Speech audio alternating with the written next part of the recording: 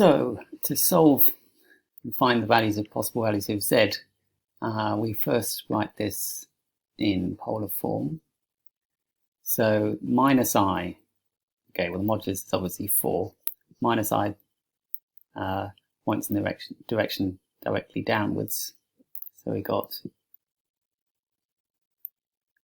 the argument is minus I pi by 2.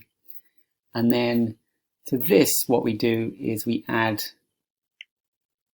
bracket there, then we add multiples of 2 pi, so like that. So m is any 4 consecutive integers. I'm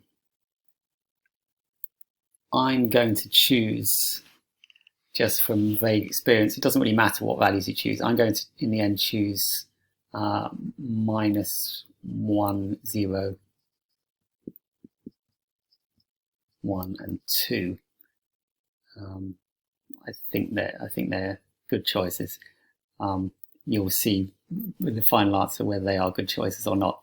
Right, so then we can take the fourth root and we end up with z equals, well, fourth root is the square root twice, so the square root of 4 is 2, square root of 2 is root 2. And then we divide this by 4, so we end up with e to the I minus pi by 8 plus, and then we got divide this by 4, so we got m times pi by 2. So we then just fill in the values of m. So when m is 0, okay, we'll do these easy ones first.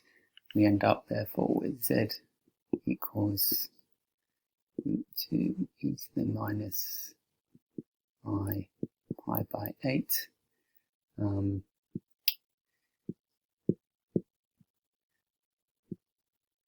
Okay, when m is 1, basically we're just adding pi by, we're adding or subtracting multiples of pi by 2.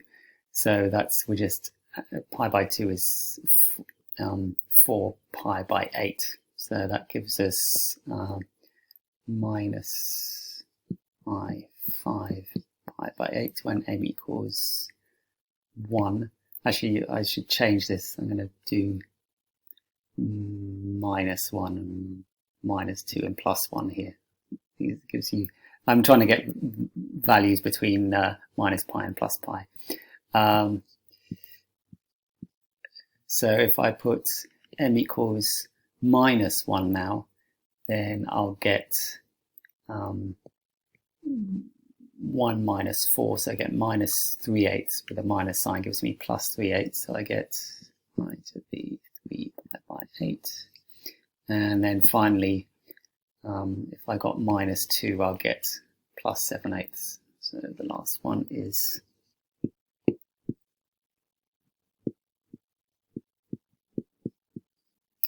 doesn't matter if you got different values. You could end up with values if you chose m equals all negative values. Well, okay, you realize that you could write this as plus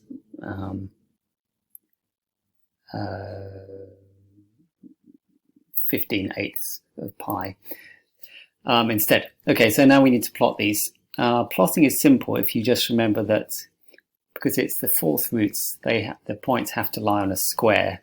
So once you've got the first one, then the others just sort of follow in a natural way. It's points on the square.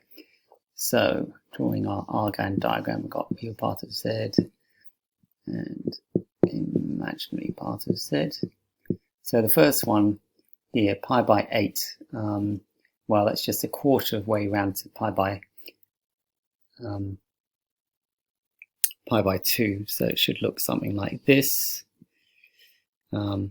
And then the other complex numbers are simply going to be points on the square, so we can just draw the other one here. The opposite one, this is going to be 7/8, and the 3/8 is going to be in this direction here, and just points on the square, and the minus 5/8 is this one here. So if you like, you can, they should lie on points of a square.